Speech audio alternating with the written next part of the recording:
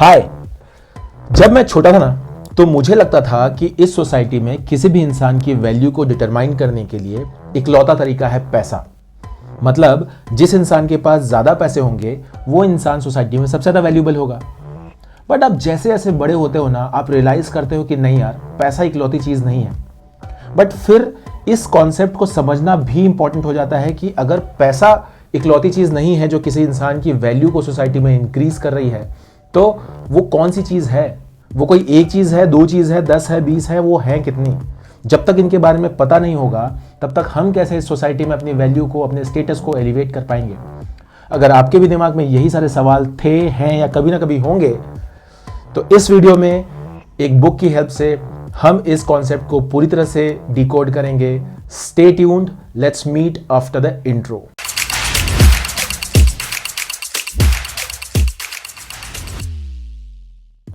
All right, तो अब जबकि हमने ये चीज को एस्टैब्लिश कर दिया है कि एक हाई वैल्यू, हायर स्टेटस बंदा बनने के लिए सोसाइटी में पैसा सबसे इंपॉर्टेंट नहीं है। As a matter of fact पैसा तो दूर दूर तक उन चीज़ों में नहीं आता जो आपकी वैल्यू को सोसाइटी में इंक्रीज करता है। तो इस चीज़ को समझने के लिए कि एग्जैक्टली कौन से चीज़ें हैं जो आपको हाई स्टेटस बनाती हैं, मैंने जो किताब पढ़ी है उसका नाम है हाई स्टेटस मैन। इसे लिखा है जेसन कैपिटल ने। इसी की समरी हम इस किताब में डिस्कस करेंगे, ठीक है। तो जेसन ने क्या किया ना कि हायर स्टेटस बनने के लिए जो एलिमेंट्स होते हैं उनको 12 चैप्टर्स में डिवाइड कर दिया, जिन्हें हम 12 टूल्स कहेंगे, ठीक है। उन टूल्स की हेल्प से आप अपने स्टेटस को एलिवेट कर सकते हो। तो मेरा सजेशन आप सबको ये होगा कि इन टूल्स में से आप देखिए कि आपके पास क्या है, किसमें काम करना है, और ऑब्वियस सी बात है जो गैप्स है उनको आपको कैसे भरना है, और उस डायरेक्शन में आप काम कर सकते हैं। तो बिना लेट किए शुरू करते हैं higher status man by Jason Capital. शुरुआत करते हैं टूल नंबर 1 से। जो पहला टूल है हायर स्टेटस बनने के लिए वो है हायर स्टेटस डेस्टिनी, या आसान भाषा में कहूं तो एक पर्पसफुल लाइफ। इसे समझते हैं। इमेजिन कीजिए कि आप एक रूम में हैं, ठीक है, जहां पे पार्टी चल रही है और दुनिया के 100 सबसे रिचेस्ट मिलियनियर्स, बिलियनियर्स वहां पे हैं, है ना। हर कोई, मतलब Elon Musk, Jeff Bezos, Ambani ji, Adani ji, और सारे रिचेस्ट लोग वहां पे हैं, ठीक है। आपको मैं अपॉर्चुनिटी देता हूं कि किसी भी केवल एक व्यक्ति से आप कुछ समय के लिए मिल सकते हैं। तो आप किससे मिलना चाहोगे? There is a very very very high chance कि मोस्ट ऑफ द पीपल जिनसे भी ये सवाल मैंने पूछा ना रियल लाइफ में, वो सब इलॉन मस्क से ही मिलना चाहते थे, और शायद आप भी उन्हीं से मिलना चाहते होगे। तो सोचने की बात यह है कि अगर हर व्यक्ति पैसा कमा रहा था, हर किसी के पास अच्छे खासे पैसे थे, तो इलॉन मस्क में ऐसा क्या था कि हमें उनसे मिलने की इच्छा हुई? इसका आंसर है कि पर्पस। इलॉन मस्क केवल पैसा नहीं कमा रहे सोसाइटी में, वो सोसाइटी को बेहतर करने के प्रयासों में पैसा कमा रहे हैं। देखिए उनके काम, देखिए वो मार्स पे लाइफ की संभावनाएं खोज रहे हैं, वो टेस्ला रन करते हैं, वो रीयूजेबल रॉकेट्स बना रहे हैं, वो सोलर एनर्जी के लिए काम करते हैं। मतलब वो इंसान की जो लाइफ है उसको एक बेहतर मुकाम पे पहुंचाने के लिए बहुत ज़्यादा काम करते हैं। और ये एक चीज़ है जो उन्हें केवल आप केवल पैसे से इलॉन मस्क को नहीं तोल सकते। तो जो पहला पॉइंट होगा कि आपको हायर स्टेटस की ओर बढ़ने के लिए, वो आपका पर्पस होगा। लाइफ में एक बेहतर पर्पस है तो there is a high chance कि आप एक हायर स्टेटस मैन बनेंगे। और जब आप इस पर्पस वाले कॉन्सेप्ट को समझते हो ना, तो आपको समझ में आता है कि अच्छा क्यों गांधी जी का इतना, मतलब सोसाइटी में रुतबा अभी भी ऊपर है हिंदुस्तान की सोसाइटी में। मोदी जी हो गए, धोनी है, तेंदुलकर हैं, भगत सिंह थे। पैसा तो इन सबसे ज़्यादा आज भी लोग कमा रहे हैं ना, बट ऐसा क्या था? तो वो था पर्पस। तो पहला टूल जो हमें ध्यान रखना है हायर स्टेटस बनने के लिए है वो है पर्पसफुल लाइफ या higher status destiny. Tool number 2 की ओर चलते हैं। Tool number 2 to become higher status man is body language. अब ये तो आप सबने गेस कर ही लिया होगा, राइट, कि बॉडी लैंग्वेज बहुत इंपॉर्टेंट है अगर आपको हायर स्टेटस बनना है तो। बट बॉडी लैंग्वेज में हमें क्या चाहिए, कैसे हम एक अच्छी बॉडी लैंग्वेज को प्रोजेक्ट कर सकते हैं? इसके लिए जो मैं आपको एग्जांपल दूंगा वो होगा किसी भी बॉलीवुड या हॉलीवुड मूवी का वो आइकॉनिक सीन याद कीजिए कि पीछे बम वम फूट रहा है और हीरो एकदम आराम से चलता हुआ आ रहा है, और कई बार तो स्मोकिंग भी कर रहा है, राइट, एकदम केयर फ्री होके। जरा गौर से देखिए ये सीन इतना आइकॉनिक है ना, ये क्या सिग्निफाई करता है? ये सिग्निफाई करता है कि हीरो के कंट्रोल में है एनवायरनमेंट, वो सारी चीज़ें जो आसपास घट रही हैं उनसे वो बहुत ज़्यादा इफेक्टेड नहीं है। और जब इंसान अपने आसपास के एनवायरनमेंट से ज़्यादा अफेक्टेड ना हो, ठीक है, और फिर भी अपने काम को अच्छे से कंप्लीट करे, वो एक हायर स्टेटस मैन की पहचान होती है। तो जेसन यहाँ पे चार एलिमेंट्स बताते हैं जिनसे जो हमारी बॉडी लैंग्वेज में हो तो हमारी बॉडी लैंग्वेज एक हायर स्टेटस को प्रोजेक्ट करेगी। इन चार जो एलिमेंट्स है उनका एक्रोनिम आप चाहें तो नोट कर सकते हैं। एक्रोनिम है OGSP। O for open, G for grounded, S for slow and P for priding. O for open. अब मेरी बॉडी लैंग्वेज को देखिए, अब मैं ऐसे बैठा हूं, ठीक है, तो मैं कितना मतलब कंफर्टेबल लग रहा हूँ। अगर मैं ऐसे बैठूं तो मैं कम कंफर्टेबल लगूंगा ना। अगर आपने थोड़ा बहुत भी समझा होगा सोशल डायनामिक को, तो जब लोग बहुत सिकुड़ के बैठते हैं तो वो बहुत डरे हुए होते हैं, वो दिखाता है लोअर स्टेटस। एक हायर स्टेटस का बंदा जनरली ओपन बॉडी लैंग्वेज के साथ प्रोसीड करता है। तो पहला एलिमेंट है ओपन। दूसरा है ग्राउंडेड। ग्राउंडेड का मतलब कामनेस, आपकी बॉडी, आपके इमोशंस में कामनेस होनी चाहिए। अगेन वो सीन याद कीजिए, पीछे बॉम्ब फूट रहा है और वो हीरो आराम से आगे आ रहा है, वो कामनेस दिखा रहा है, ग्राउंडेडनेस दिखा रहा है। एलिमेंट नंबर 3 है स्लो।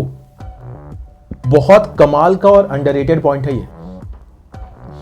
आप अगर अपनी नॉर्मल जो वॉकिंग की स्पीड है ना, या बातों की स्पीड को भी अगर थोड़ा सा 10-20% भी अगर आप रिड्यूस कर देना, आप चेंजेस देखिएगा अपने अराउंड। लोग ऑल ऑफ अ सडन पता नहीं क्यों परसीव करते हैं कि आप लिटरली एक हायर स्टेटस मैन हैं। अब इसका एग्जैक्टली क्या साइंटिफिक रीजन है मुझे नहीं पता, बट ये लिटरली वर्क करता है।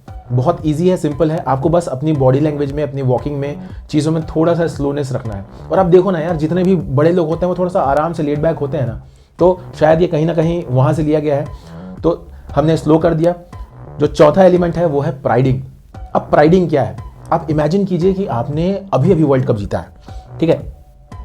एक बंदा जिसने अभी अभी वर्ल्ड कप जीता हो या ग्रैंड स्लैम जीता हो, वो कितना प्राउड लेगा अपने आप पे।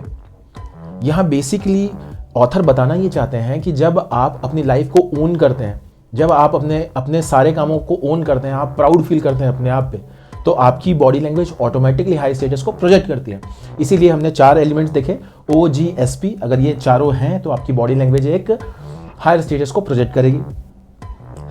Tool number 3 for higher status, और टूल नंबर 3 है हायर स्टेटस वॉइस, ठीक है। अब वॉइस एग्जैक्टली होती कैसी है एक हायर स्टेटस बंदे की, ये समझते हैं। अगेन एक एग्जांपल से शुरुआत करते हैं। हमारे देश के 2 बहुत बड़े नेता करंट टाइम के, मोदी जी और राहुल गांधी जी। अगर इन दोनों में से मैं आपको कहूं कि किसकी स्पीच को आप सुनना प्रेफर करोगे, there is a very high chance कि आप मोदी जी की प्रेफर करोगे। विच मीन्स एटलीस्ट वॉइस के कॉन्टेक्स्ट में तो मोदी जी राहुल गांधी साहब से ऊपर प्रोजेक्ट करते हैं, राइट, अपनी स्टेटस को। अब ऐसा क्यों हुआ? ऐसा क्या एलिमेंट था मोदी जी की वॉइस में जो उन्हें हायर स्टेटस का बताता है? इस चीज को समझने के लिए अगेन जेसन यहाँ पे 4 एलिमेंट्स बताते हैं एक हायर स्टेटस वॉइस के लिए। अगेन मैं उम्मीद करूंगा कि आप इन्हें भी नोट करते होंगे। जो पहला एलिमेंट हायर स्टेटस के लिए आपकी वॉइस में होनी चाहिए, वो होनी चाहिए क्लैरिटी। सिंपल है, बट यार आप देखो सोसाइटी में कई लोग हैं ना जो बहुत अनक्लियर वे में अपने थॉट्स को प्रोजेक्ट करते हैं। वो बहुत सारी चीज़ें आपसे बताना चाहते हैं एक ही समय में, और इसीलिए आप समझ नहीं पाते हो। तो इसका साइन क्या है पता है? अगर आपसे बार बार लोग कहते हैं कि come again, what did you say, would you like to elaborate, ये एक साइन है कि आपकी वॉइस में क्लैरिटी नहीं है। तो आपको अपनी जो आइडियाज़ हैं, अपने जो विचार हैं, उनको जब भी आप वॉइस में एक्सप्रेस कर रहे हो उसमें क्लैरिटी लेके आओ। नंबर 2, ये हाई स्टेटस की वॉइस मोनोटोनस नहीं होती है, ठीक है। तो अब मोनोटोनस का सिग्निफिकेंस क्या है, इसे समझने के लिए सबसे अच्छा एग्जांपल है, अगर आपने 90s की न्यूज़ देखी होगी, अगर नहीं देखी होगी तो आई वुड हाईली रिकमेंड कि आप यूट्यूब में देख लो। तो 90s की जो न्यूज़ होती थी ना, एकदम मोनोटोनस साउंड में होती थी। फॉर एग्जाम्पल, अभी अभी वाराणसी में बम फटने की सूचना आई है, एकदम सिंपल मोनोटोनस साउंड में बताया गया।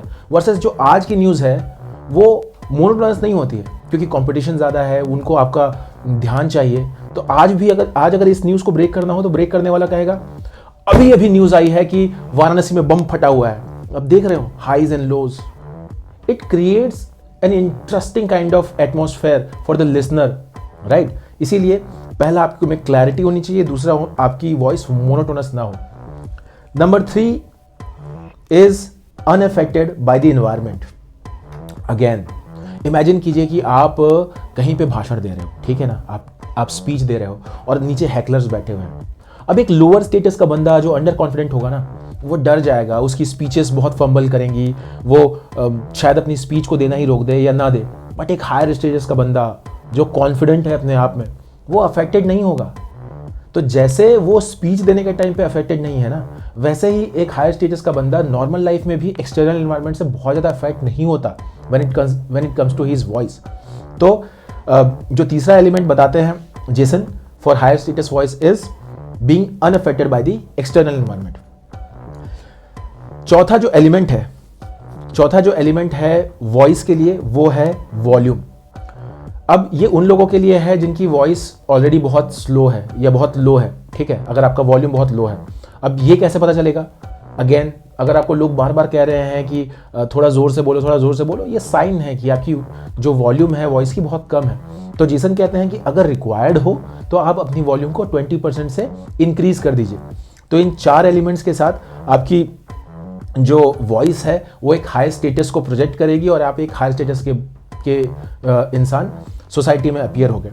इसके अलावा एक और एड ऑन टिप जो मैंने अपने एक्सपीरियंस में फील करी है वो है वोकैबुलरी। इसे आप 5वां एलिमेंट चाहे तो मान सकते हैं। देखिए, जो अच्छे स्पीकर्स होते हैं ना, जो हायर स्टेटस के लोग होते हैं, उनकी वोकैबुलरी भी अच्छी होती है। तो अगर आज तक आपने कॉन्शियसली इसके ऊपर काम नहीं किया है तो आप काम कर सकते हैं, ठीक है। अब वोकैबुलरी का मतलब ये नहीं है कि आपको एकदम शशि थरूर बनना है अगर आप इंग्लिश में कॉन्वर्स करते हो, या फिर आपको हिंदी में बहुत अच्छी वोकैबुलरी चाहिए। बट अगर आप स्लाइटली भी थोड़ी सी अच्छी वोकैबुलरी यूज़ करोगे तो वो ज़्यादा अच्छा इंप्रेशन देगा और आप एक हायर स्टेटस के बंदे सोसाइटी में परसीव होगे। All right, tool number 4 to become a high status man is eye contact. अब ये थोड़ा समझते हैं। एक हाई स्टेटस का जो बंदा होता है ना, उसकी आई कॉन्टैक्ट में कुछ एक एलिमेंट्स होते हैं। 1-2 एलिमेंट्स तो हर किसी को पता होता है कि वो बहुत ज़्यादा फ्लिंच नहीं करते या बहुत ज़्यादा इधर उधर नहीं दिखते, राइट। इसको थोड़ा सिस्टमैटिकली समझने की कोशिश करते हैं। तो आई कॉन्टैक्ट के लिए जेसन कहते हैं कि एक अच्छे हाई स्टेटस आई कॉन्टैक्ट में ना 3 एलिमेंट्स होते हैं जो हमारे पास होने चाहिए। Number 1 is strong, number 2 it should be powerful. समझेंगे इसे। तो number 1 is strong, number 2 is powerful, number 3 is relaxed. अब इसे समझने के लिए पहले आप एक एग्जाम्पल के बारे में सोचिए, ठीक है। वो एग्जाम्पल होना चाहिए मेरे हिसाब से इंडियन कॉन्टेक्स्ट में शाहरुख खान। सबसे अच्छी आई कॉन्टैक्ट उन्हीं की है, ठीक है। तो शाहरुख खान को कभी मीडिया के साथ ना इंटरैक्ट करते देखना, वो डरे सहमे से नहीं इंटरैक्ट करेंगे। वो बहुत ही स्ट्रांगली मीडिया के सवालों, जब भी कोई सवाल पूछ रहे हैं उनको आंखों में आंखें डालकर देखेंगे, राइट। पावरफुल, ये पावरफुल कहाँ से आई कॉन्टैक्ट अपीयर होती है? जब आप अपने आप पे प्राउड करते हो, है कि नहीं। एक पावरफुल बंदा ही तो पावरफुल आई कॉन्टैक्ट देगा ना। And third is relaxed. अब ये हमने कई बार चर्चा भी करी है कि भाई अगर आप अपने एनवायरनमेंट से ज़्यादा इफेक्टेड नहीं हो तो आप रिलैक्स आई कॉन्टैक्ट दोगे, ठीक है। अब यहाँ पे आप ये समझो कि आपको पावरफुल आई कॉन्टैक्ट के नाम पे किसी को स्टेयर नहीं करना है, राइट। आपको वो एक डिफरेंस पता होना चाहिए कि स्टेयरिंग में और एक पावरफुल आई कॉन्टैक्ट में क्या अंतर है। तो इस चीज़ का आप थोड़ा सा ख्याल रखें कि आप किसी को घूरे नहीं, ठीक है ना। यहाँ पे जेसन एक और बड़ी अच्छी बात कहते हैं कि जो हाई स्टेटस के लोग हैं ना, अगर वो टेंशन में भी हैं जिंदगी में, राइट, तो वो आंखों में उतरने नहीं देते, है ना। आपकी आंखें क्योंकि बहुत कुछ बता देती हैं। इतना इंपॉर्टेंट होता है आई कॉन्टैक्ट कि आप कभी किसी पुलिस वाले से मिलना, वो कहेगा कि मैं लोगों की आंखों में देख के बता देता हूँ कि वो उसने गलत किया है कि नहीं किया है। क्योंकि सर्टेनली अगर आपकी आंखें, आपकी हाई स्टेटस अप है, आपकी आंखों का आई कांटेक्ट अलग तरीके से प्रोजेक्ट होगा। और इसका बहुत अच्छा एग्जांपल धोनी साहब है ना। धोनी की आंखों में, मतलब धोनी की ओवरऑल बॉडी लैंग्वेज में कभी नहीं लगता कि यार वो कभी टेंशन में है, और इसीलिए यार उनको वर्ल्ड वाइड माना जाता है, राइट। तो टूल नंबर 4 था eye contact. Tool number 5 to become high status man is high status walk. थोड़ा इसको समझते हैं। अगेन एग्जाम्पल के लिए सबसे बेस्ट एग्जाम्पल जो मुझे लगता है हाई स्टेटस के लिए, रिसेंटली जो KGF मूवी में रॉकी भाई थे, वो सबसे हाई स्टेटस का सुपर हीरो टाइप की एक ऑरा उन्होंने क्रिएट किया हुआ था। तो आप उनको इमेजिन कर सकते हैं। अब ये इतना इंपॉर्टेंट है ना कि इसके लिए इन्होंने सेपरेटली एक चैप्टर डेडिकेट किया हुआ है। अब सीधे ये समझते हैं कि एक हाई स्टेटस की वॉक में कौन कौन से एलिमेंट होते हैं इंपॉर्टेंट। तो जेसन ने यहाँ पे 3 एलिमेंट्स को आइडेंटिफाई किया है। Element number 1, high status walk is tall and open. Open word पे मैंने पहले ही बात करी है कि आपकी बॉडी लैंग्वेज थोड़ी सी रिलैक्स होती है, ओपन होती है। It's tall. आपने बचपन में सुना होगा ना कि ऐसे झुक के मत चलो, और वो दिखता भी अच्छा नहीं है यार। आप देखना कभी जो हाई स्टेटस की जो बॉडी लैंग्वेज होगी, जो भी बंदा होगा, रॉकी भाई का एग्जाम्पल ले लो आप, टॉल एंड ओपन होती है। Number 2, high status walks are purposeful. Purposeful walk का मतलब क्या होता है? एक जब बंदा कहीं जा रहा होता है ना, तो वो अपने पर्पस की तरफ, अपने डेस्टिनेशन की तरफ देख रहा होता है, तो वो दिखता है उसकी आंखों में कि उसका एक एजेंडा है, वो लगता है कि किसी काम से निकला हुआ है, वो बकवास के काम नहीं करता, वो एनवायरनमेंट को इधर उधर घूरता हुआ नहीं चलता। तो अगर आपकी वॉक में एक पर्पस है, आप पर्पसफुल वॉक करते हो, अगेन वो हाई स्टेटस की बॉडी लैंग्वेज को प्रोजेक्ट करेगा। Number 3, it's smooth and controlled. Smooth and controlled, अब इसका एग्जाम्पल अगर आपने कैसीनो रॉयल देखी होगी जेम्स बॉन्ड को, तो उनकी भी वॉक्स जो है, जितने भी जेम्स बॉन्ड है, खैर वो तो फेमस ही है अपनी बॉडी लैंग्वेज के लिए, उनको ऑब्वियसली जेम्स बॉन्ड प्ले करना है मूवीज में, तो वो तो दिखते ही हैं, बट आप उनको देख सकते हो। स्मूथ वॉक होती है, स्मूथ होती है, जो हाथ में साइड में आगे पीछे करते हैं ना, वही बहुत स्मूथली करते हैं, और कंट्रोल तो स्लोनेस से आ ही जाता है। तो मैं यहाँ पे एक बार रिपीट कर देता हूँ कि हाई स्टेटस वॉक के लिए आपके पास 3 एलिमेंट्स चाहिए। Number 1 is tall and open, number 2 is purposeful, and number 3 is smooth and controlled. ठीक है, यहाँ पे जेसन एक एड ऑन टिप देते हैं कि अगर आपको अभी भी नहीं समझ में आ रहा कि कैसी एक वॉक होनी चाहिए, तो इसके लिए आप ना किसी भी मूवी के कैरेक्टर को पकड़ लो, जैसे मैंने रॉकी भाई का नाम लिया है, आप किसी हॉलीवुड की मूवी में देख लो। मेरे हिसाब से जो बेस्ट वॉकिंग कैरेक्टर जो मैंने टेलीविजन में देखा है वो सूट्स के हार्वी स्पेक्टर है, आप उनको भी चेकआउट कर सकते हो, बहुत अच्छी वॉक है। आप किसी एक कैरेक्टर को पकड़ो, उनकी वॉक को देखो, थोड़ा ऑब्जर्व करो और कोशिश करो कि उनकी तरह चलने की, तो कुछ समय लगेगा इसमें, बट आपकी वॉक भी एक हाई स्टेटस वॉक बन जाएगी and creates a big difference. इसीलिए हाई स्टेटस वॉक को एक सेपरेट चैप्टर ही डेडिकेट किया गया है। Tool number 6 to become a high status man is mood control। जी हाँ, आपका मूड अगर आपके ज्यादा कंट्रोल में है तो चांसेस हैं कि आप ज्यादा हाई स्टेटस के अपीयर होगे सोसाइटी में। बेस्ट एग्जांपल धोनी, कितना भी सिचुएशन खराब हो, कुछ भी हो, वो हमेशा वो काम दिखते हैं, राइट, उनको कैप्टन कूल कहा इसलिए जाता है। ठीक है, अब मूड पे कंट्रोल करना कैसे आपको स्टेटस में जो है हाई प्रोजेक्ट करेगा? सिंपल सी बात है, जो व्यक्ति बहुत चिड़चिड़ा होगा, जिसके मूड स्विंग्स बहुत ज़्यादा होंगे, बहुत जल्दी एंग्री हो जाएगा, वो उतना हाई स्टेटस नहीं लगेगा यार। और एक नॉर्मल सी बात बोलूं तो जो इंसान अपने मूड पे ही कंट्रोल नहीं कर पा रहा, वो अपने एनवायरनमेंट में क्या कंट्रोल करेगा? ये सबकॉन्शियस मैसेज आई थिंक हम सब एक दूसरे के आसपास प्रोजेक्ट करते हैं जब आप बहुत ज़्यादा मूड स्विंग्स दिखाते हो तो, राइट। जैसे अगर कोई इंसान बार बार गुस्सा है ना, होता है ना, तो उसके गुस्से से इंसान को उतना बाकियों को उतना डर नहीं लगता। जो इंसान बहुत कम गुस्सा होगा ना, अचानक से उसके गुस्से से लिटरली लोग डरेंगे। ऐसा क्यों हुआ? बिकॉज नाउ चूंकि वो बहुत कम गुस्सा होता है, उसके गुस्से की एक वैल्यू है, राइट, उसका स्टेटस अप है। तो मूड को कंट्रोल कैसे कर सकते हैं? तो मूड को कंट्रोल में करने के लिए जेसन ने 3 एलिमेंट्स अगेन यहाँ पे दिए हुए हैं। ये प्रैक्टिकल मेथड्स हैं जिनसे आप क्या मूड कंपैरेटिवली आपकी लाइफ में ज्यादा कंट्रोल में रहेगा। Element number 1 is meditation. अगर आप लोग जिंदगी में मेडिटेशन प्रैक्टिस नहीं करते हो तो आई थिंक ये बेस्ट पॉइंट हो सकता है आपकी जिंदगी में मेडिटेशन प्रैक्टिस करने के लिए। ठीक है, जनवरी का महीना है, नया साल है। Meditation is one thing which can completely change your life. It is not a religious practice, it can आप केवल मेडिटेशन करो अपने आप को बेहतर करने के लिए। अगर आप परमात्मा में या स्पिरिचुअलिटी की तरफ नहीं भी आकर्षित हो तो भी आप करके देखो। नहीं मानते तो 1 महीने के लिए करके देखो, बट मेरी सलाह पे एक बार मेडिटेशन जरूर ट्राई करना, बहुत इंपैक्टफुल होता है। Element number 2 under mood control is affirmation. ठीक है, मॉर्निंग और नाइट अफर्मेशन से भी आपका मूड काफी कंट्रोल में रहता है। अब अफर्मेशन क्या है? अफर्मेशन वैसे अलग अलग लोग अलग अलग तरीके बताते हैं, इसके ऊपर भी आप चाहे तो थोड़ा सा यूट्यूब में सर्च कर सकते हैं। बट अपने आसपास की सराउंडिंग के लिए थैंकफुल होना, है ना, अपने चीज़ों के लिए जो जिंदगी में घट रहा है उसको बहुत मतलब ग्रम्पी होकर ना देखना, उसके लिए थैंकफुल होना, उससे हैप्पी रहना, ये अफर्मेशंस कहलाता है। ठीक है ना, अपने एक हैप्पी पर्सनैलिटी की चाह रखना, उसको बार बार अपने आप को बताना कि मुझे ऐसा बनना है, वो भी एक अफर्मेशन का हिस्सा है। तो अलग अलग लोग अलग अलग तरीके से करते हैं, बट ओवरऑल इससे आपका मूड बहुत कंट्रोल में रहता है क्योंकि आप सेटिस्फाइड रहते हो अपने अंदर से, आप हैप्पी रहते हो। Number 3 to have a better control over your mood is health and nutrition. ठीक है, आप अगर बहुत कैलोरी रिच फूड खाते हो, ठीक है, तो चांसेस है कि वो जल्दी क्रैश भी करेगा।